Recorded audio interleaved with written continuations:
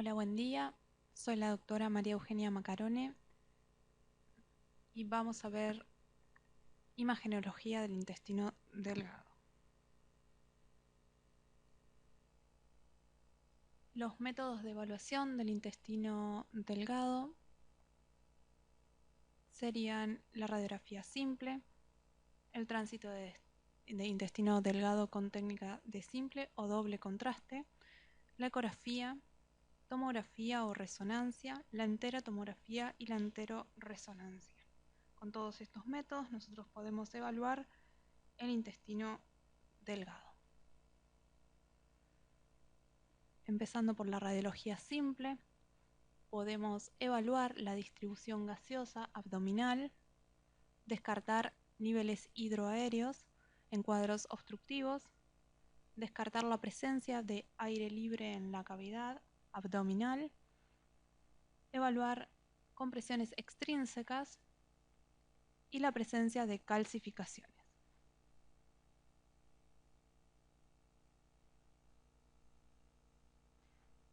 Habitualmente podemos observar aire en distintos niveles, como ser el estómago y el duodeno.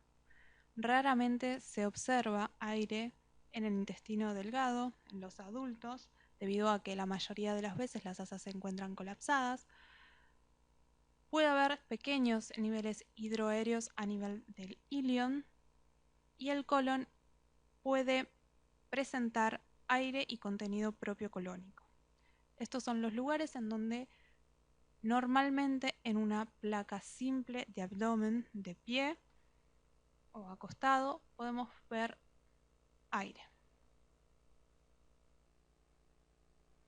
La radiología contrastada, tenemos los estudios que podemos realizar con el seriógrafo, son la seriada esófago-gastroduodenal, el tránsito de intestino delgado de simple contraste o el tránsito de intestino delgado doble contraste.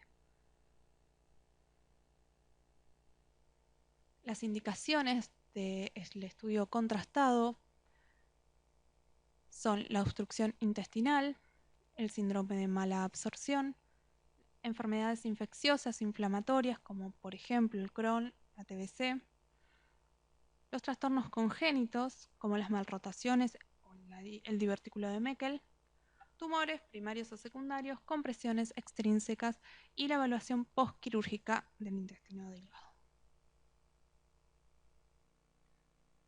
Acá tenemos un tránsito de intestino delgado simple contraste, en el cual el paciente ingiere de forma oral bario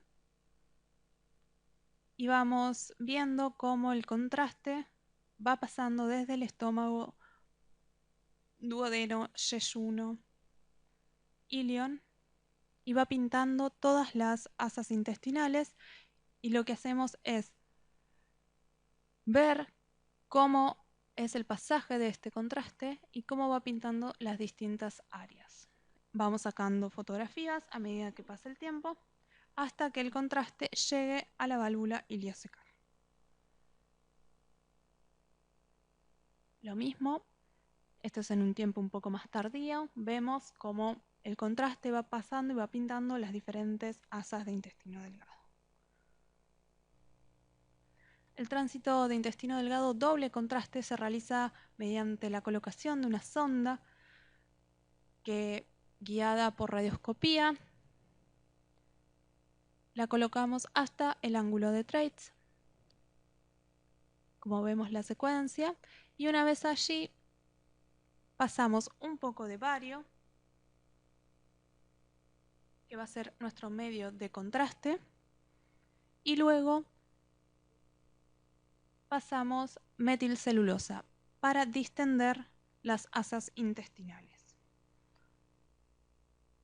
Vamos viendo, ahí tenemos la mezcla y estamos pasando la mezcla de bario con metilcelulosa, y así la metilcelulosa lo que hace es distender y pegar el bario en la mucosa intestinal y podemos ir viendo los pliegues en toda su longitud. Entonces, vamos a ir distendiendo las diferentes asas intestinales y vamos a ir evaluando la mucosa. Acá vemos como la mucosa está bien distendida, bien contrastada por el doble contraste. Entonces acá vamos a poder evaluar un poco mejor cada una de las partes del intestino delgado. Lo mismo, vamos llegando, yeyuno, ilion.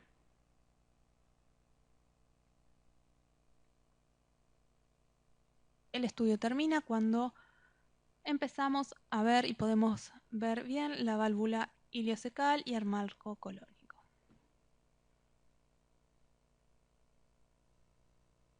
Otro método diagnóstico es la ecografía. La ecografía, como sabemos, es de menor costo y es de fácil acceso. Es la primera indicación en pacientes pediátricos y embarazadas, debido a que no utiliza radiación. Evalúa la pared de las asas intestinales y la motilidad de la misma. Podemos identificar también adenopatías y masas abdominales y alteraciones de la grasa del mesenterio. Sin embargo, la ecografía tiene como gran contra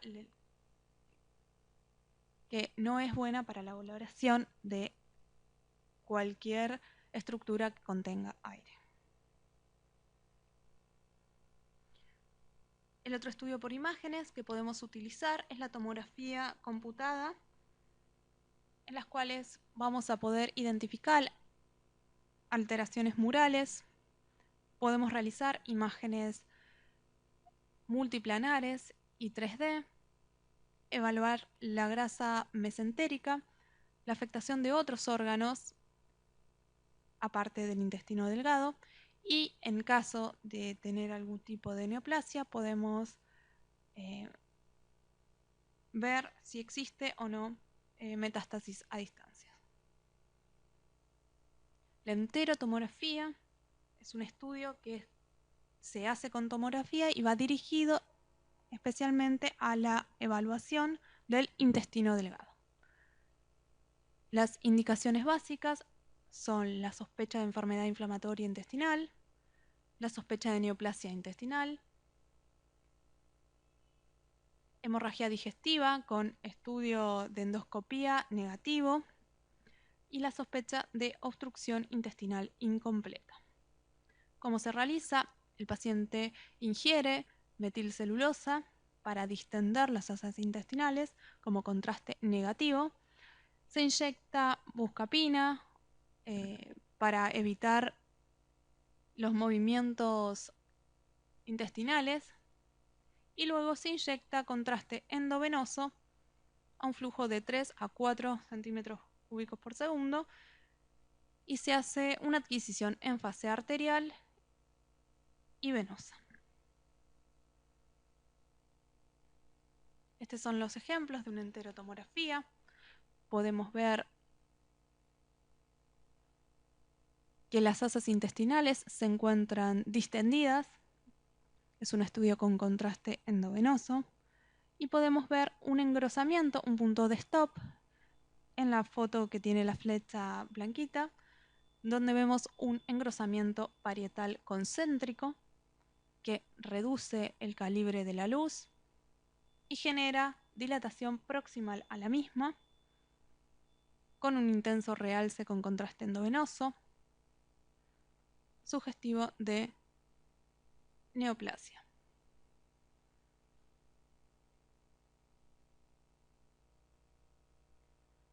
La resonancia magnética es otro de los estudios por imágenes que podemos utilizar. También puede evaluar la pared intestinal, el mesenterio, la afectación de órganos vecinos y las metástasis a distancias en caso de estar hablando de una neoplasia.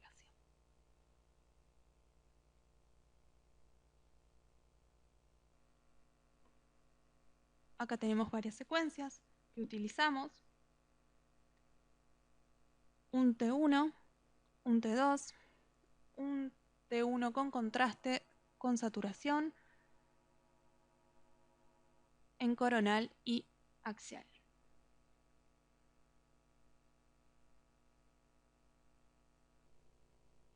La enteroresonancia es un estudio que evalúa el intestino delgado mediante la resonancia de abdomen. Se pueden hacer secuencias dinámicas, secuencias cine, que nos permiten ver la motilidad de las asas intestinales cuando se sospecha alguna lesión o algún cuadro obstructivo.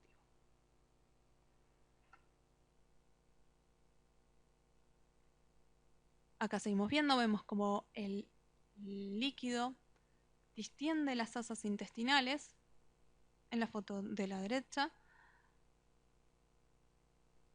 Vemos el contenido hiperintenso de estómago y asas intestinales. Y en la foto de la derecha tenemos contraste endovenoso que nos permite ver bien la pared de las asas.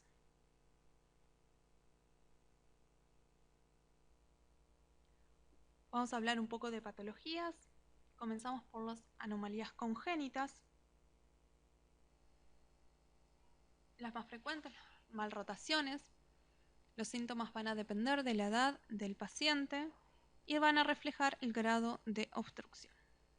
En los neonatos, los síntomas más frecuentes son los vómitos biliosos. En los niños, el dolor abdominal y los vómitos. Adolescentes y adultos jóvenes, hay más que nada dolor abdominal crónico e inespecífico. Con el embarazo se pueden acentuar estos síntomas obstructivos.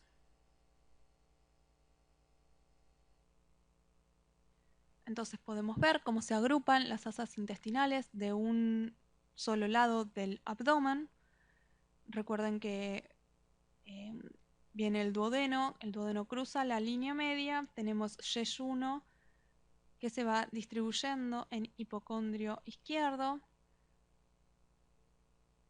flanco izquierdo, cruza la línea media, tenemos yeyuno del lado derecho y hacia yeyunales en la pelvis hasta terminar en la válvula iliocecal del lado derecho. Cuando tenemos todas las asas de yeyuno e ilion de un solo lado, más que nada del lado derecho, y no cruza la línea media, estamos sospechando alguna malrotación intestinal. En la foto inferior podemos ver que la válvula iliocecal está del lado izquierdo y todas las asas yeyunales del lado derecho.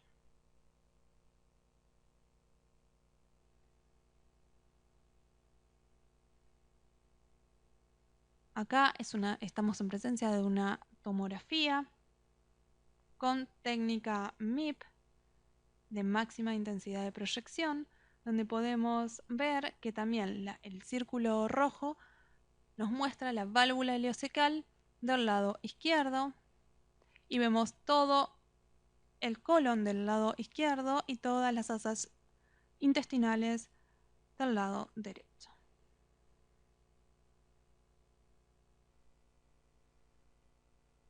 El divertículo de Meckel es la anomalía más congénita del trayecto intestinal más frecuente. Es un fallo en el cierre del conducto ónfalo-mesentérico durante el periodo embrionario. Es un divertículo que se encuentra en el borde antimesentérico del ilion.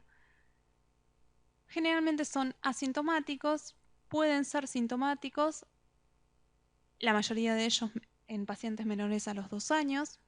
Puede generar sangrado intestinal u obstrucción intestinal.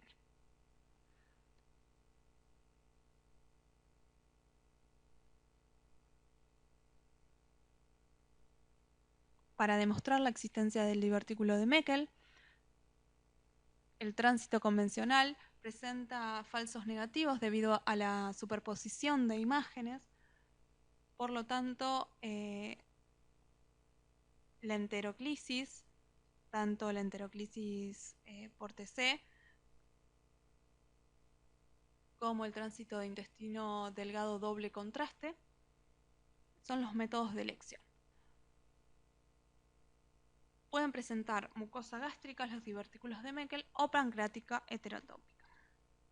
Eso a nivel histológico.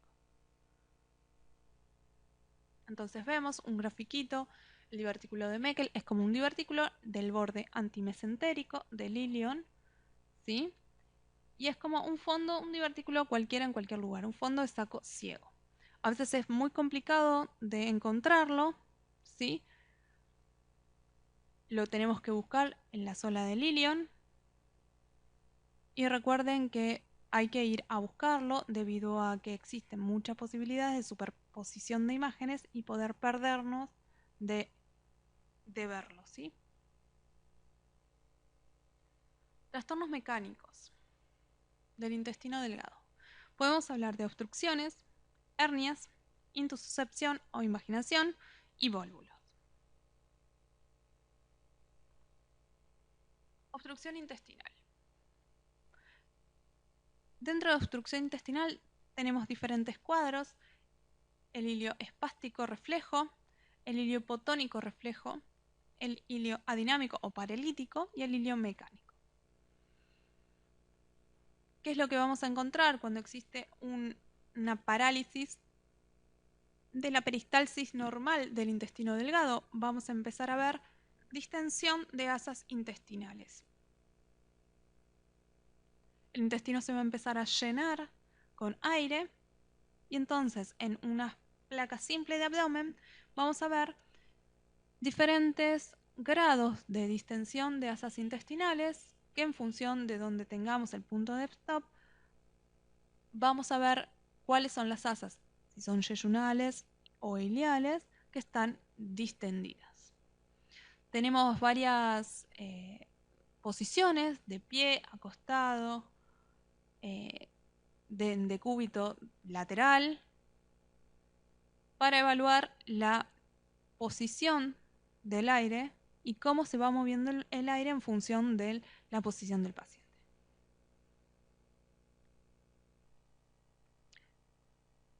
El hilio mecánico es como un poco más donde, aparte de aires, le vamos a sumar niveles hidroaéreos. Entonces, las causas del hilio mecánico son múltiples y se pueden dividir en intraluminales, como por ejemplo la presencia de besoares, la intususcepción, los tumores, los parásitos. Las causas intramurales, por ejemplo las enfermedades inflamatorias, la isquemia, las infecciones, las estenosis congénitas. Y de causa extrínseca, como ser las bridas, las hernias, las metástasis, la endometriosis, son todas causas de hilio mecánico. Acá tenemos más ejemplos donde vemos distensión de asas abdominales y como vemos el aire y los niveles hidroaéreos que vemos en función del decúbito van a cambiar, ¿sí? Si el paciente está acostado, tenemos que pensar el aire siempre va a subir, entonces nos van a quedar los niveles hidroaéreos en la parte inferior o del decúbito del paciente. En una obstrucción intestinal simple, lo que estamos buscando es la zona de transición, el punto de obstrucción, en donde está obstruido. Entonces, una vez que identificamos el punto de obstrucción, las asas dilatadas van a ser aquellas proximales a la obstrucción y las colapsadas van a ser distales a la obstrucción. Podemos tener estasis entérica mixta, esto quiere decir la acumulación de líquido y de gas dentro de la asa intestinal. Vamos a tener asas que, si bien van a estar distendidas, van a tener una pared delgada que van a reforzar con contraste homogéneo y de forma normal. El mesenterio va a estar normal, con vasculatura habitual, y no va a haber líquido libre en cavidad peritoneal. Estamos hablando de una obstrucción intestinal simple. Entonces acá vemos asas yeyunales dilatadas con contenido líquido y aéreo, y vemos en el sector derecho del abdomen, dentro del círculo blanco, el punto de stop. A partir de ahí las asas se ven que está proximal a la misma, a ese punto se encuentra dilatado y distal colapsado. Eso es lo que tenemos que ir a buscar para poder identificar el punto de stop, ¿sí?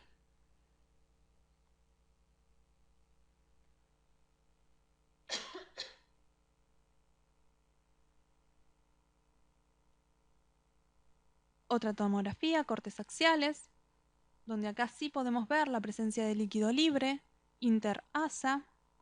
También vemos distensión con niveles hidroaéreos de las asas yeyuniliares. Y si se fijan bien, en la foto inferior vemos contenido propio colónico dentro de asas intestinales. Eso es un signo de obstrucción intestinal también.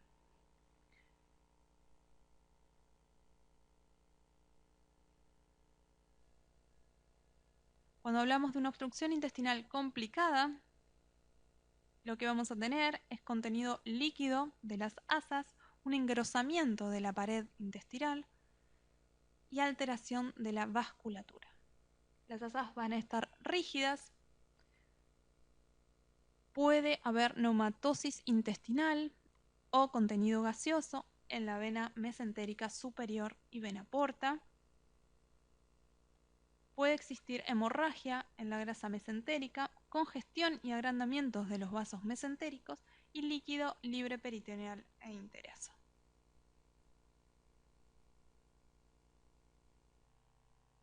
Acá vemos ejemplos donde vemos abundante cantidad de líquido libre, interasa.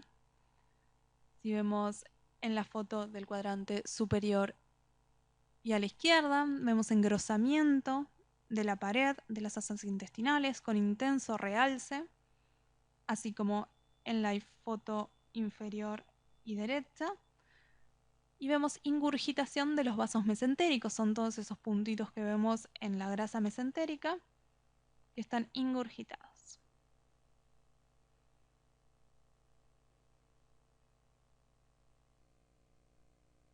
Más ejemplos, vemos engrosamiento de la pared intestinal concéntrica. En la foto de superior y a la izquierda vemos presencia de aire dentro de los vasos mesentéricos y signos de neumatosis, igual que en la foto inferior y a la izquierda vemos presencia de gas en la vena porta. Todos estos son signos de obstrucción intestinal complicada.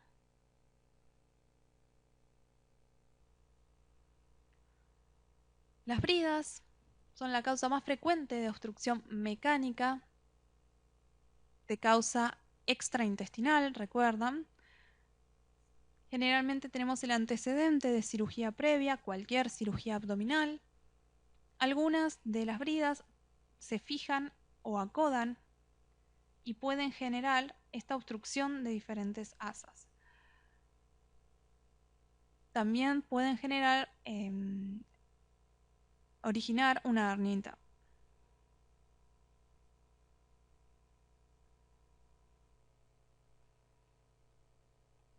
Las bridas son a veces dificultosas de ver, pero donde más las vemos es en la tomografía, donde vemos sectores de anclaje de asas intestinales.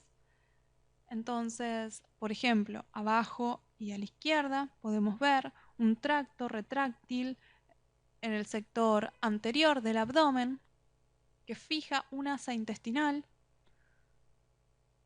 y vemos que se asocia a leve distensión de asas intestinales. Lo mismo que arriba y a la derecha, vemos un tránsito de intestino delgado doble contraste, en donde vemos un sector de disminución de calibre que abruptamente está delimitado una línea que atraviesa toda el asa de intestino, que está delimitada por la flecha blanca que tiene.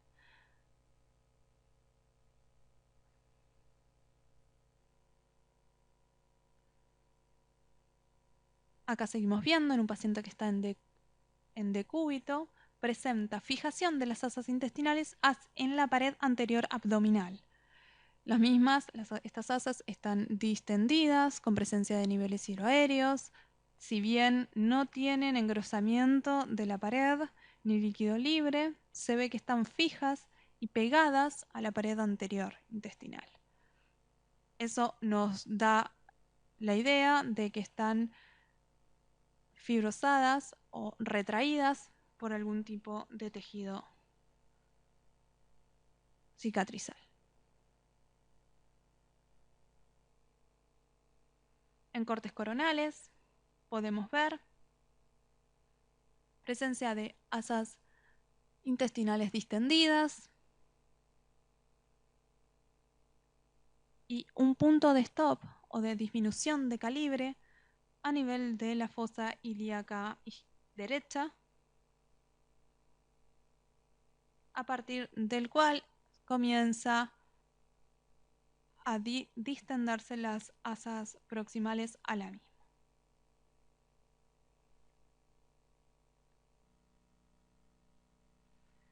Otra de las causas son las neoplasias, causas de oclusión intestinal. Entonces lo que podemos ver son engrosamientos mucosos concéntricos que disminuyen el calibre de la luz de forma abrupta. Se puede asociar o no con alteración de la grasa mesentérica circundante, presencia de estructuras ganglionares. Y es lo que tenemos que ir a buscar. La intussuscepción o invaginación intestinal es cuando el intestino o un asa intestinal se mete dentro de otra asa intestinal. Entonces, vamos a observar intestino invaginado, colapsado, rodeado por un anillo que va a ser la grasa mesentérica. Y luego todo esto está situado dentro de la luz de un segmento intestinal distal al mismo. Entonces, vemos el signo del target, lo que llamamos el signo del target, que vemos entonces luz intestinal rodeado por pared intestinal, que a su vez se rodea por mesenterio, que puede tener grasa, inclusive puede tener vasos mesentéricos, y todo esto dentro de otro asa intestinal. En la ecografía lo vemos igual, vemos que tanto en ecografía como en tomografía como en resonancia vemos todo el mismo signo, ¿sí? Es un asa de intestino dentro de otro asa intestinal.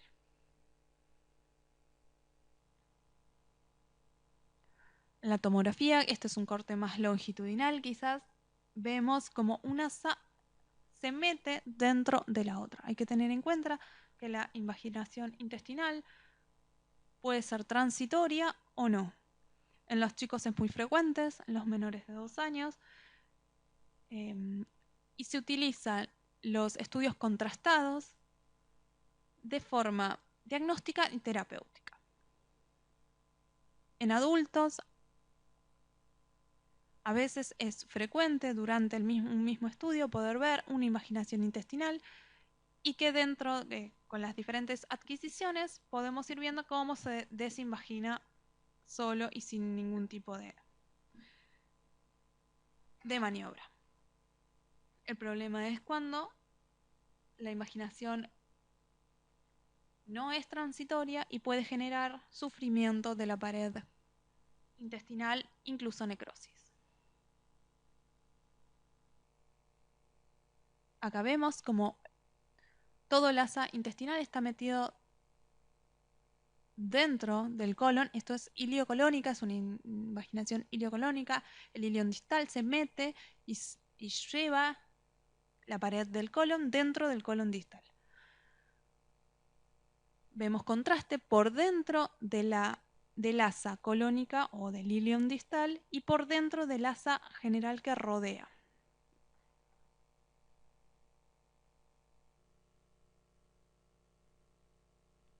Otra imagen del target, un corte axial y en corte longitudinal o sagital.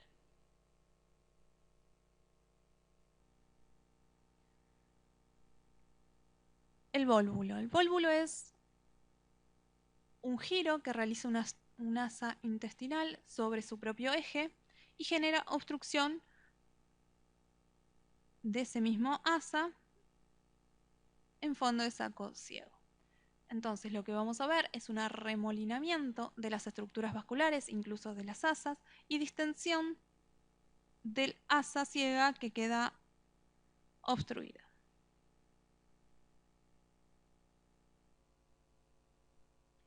El hilio biliar es una litiasis que por lo general es vesicular, que pasa a las asas de intestino delgado y puede generar obstrucción de las mismas. Lo que vamos a ver es un lito, como si fuera un lito vesicular, por supuesto de mucho mayor tamaño, dentro de una asa intestinal. Podemos ver aire en la vía biliar debido al pasaje de aire desde el intestino hacia los mismos.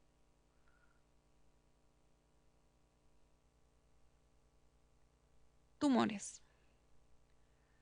Los tumores de intestino delgado, la verdad, son bastante infrecuentes. Son de un 3 al 6% de todas las neoplasias gastrointestinales.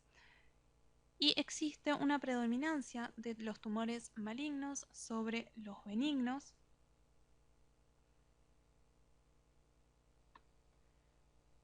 Tenemos como neoplasias benignas al leiomioma, al lipoma, los adenomas y los pólipos inflamatorios.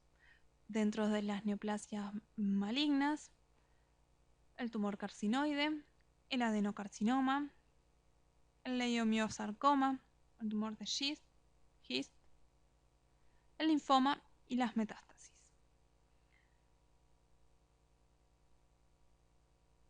Como más frecuentes, el leiomioma y el lipoma son las patologías benignas y malignas el tumor carcinoides y la metástasis. Tenemos un Hist. El Hist es una formación, es un tumor que puede generar, al ser excéntrico y ser extrínseco de la pared, no genera síntomas hasta que está bastante avanzado.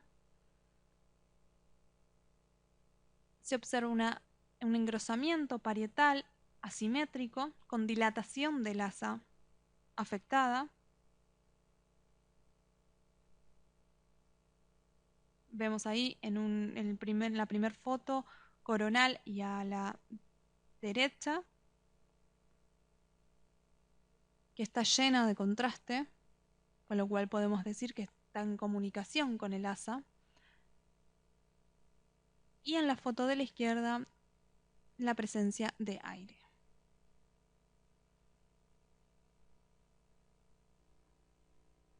Mismo paciente, en cortes axiales y sagitales. Es como una saculación con engrosamiento parietal y dilatación, con realce tras la administración de contraste endovenoso.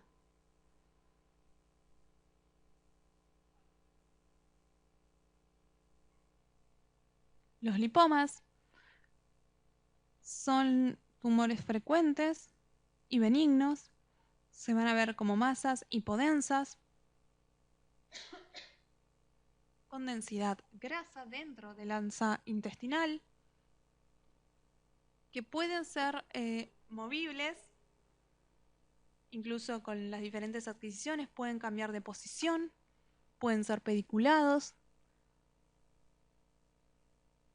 También son visibles en pacientes que estuvieron con tratamiento quimioterápico por una hipertrofia de la placa de Peyer.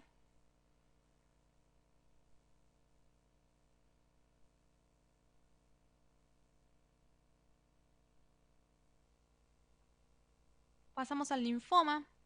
Presenta múltiples características radiológicas, se puede manifestar de muchas maneras, con lo cual siempre va a estar dentro de nuestros diagnósticos diferenciales. Puede presentar nódulos múltiples, puede generarse como un tumor infiltrante, masas polipoideas, puede formar fístulas y úlceras y puede generar masas extraluminales.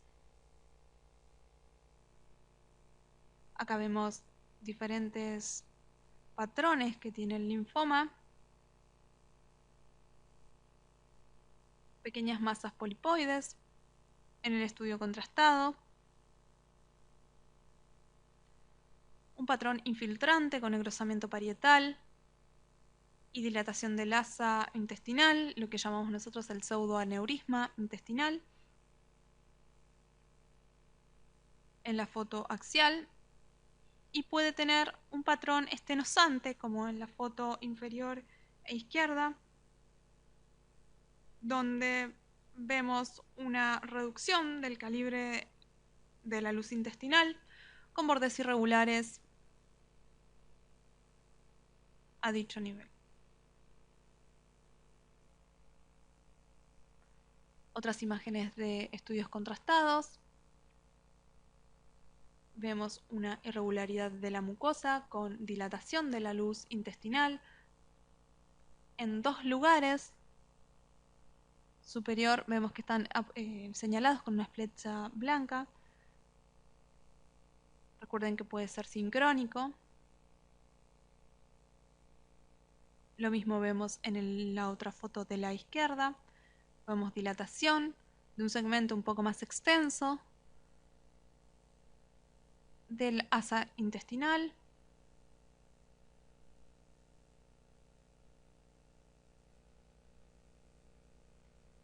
Acá vemos un engrosamiento parietal concéntrico con dilatación de la asa intestinal con contenido de contraste oral, bien irregular.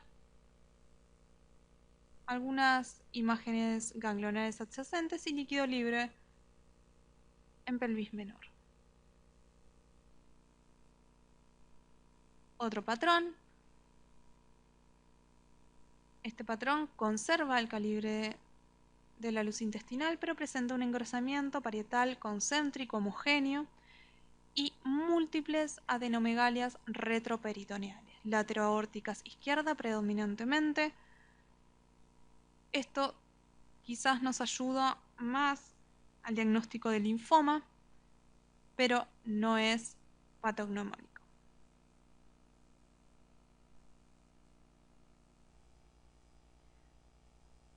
Pasamos al adenocarcinoma primario de intestino delgado. Es un tumor poco frecuente. Puede afectar el duodeno o el yeyuno proximal mayormente. Es infiltrante, con lo cual genera estrechez de segmentos, los cuales son de afectación de corta longitud, son irregulares y generalmente genera dilatación preestenótica. Es una causa de obstrucción de intestino delgado, puede afectar ganglios linfáticos locorregionales. Las metástasis son poco frecuentes y el síntoma principal es el dolor abdominal. Entonces vemos una lesión estenosante de bordes irregulares que genera un cambio de calibre abrupto con dilatación preestenótica. En el estudio contrastado lo vemos circundado con un círculo blanco. Y en la tomografía vemos exactamente el engrosamiento parietal concéntrico que reduce significativamente el calibre de la luz y genera dilatación del asa intestinal preestenótica.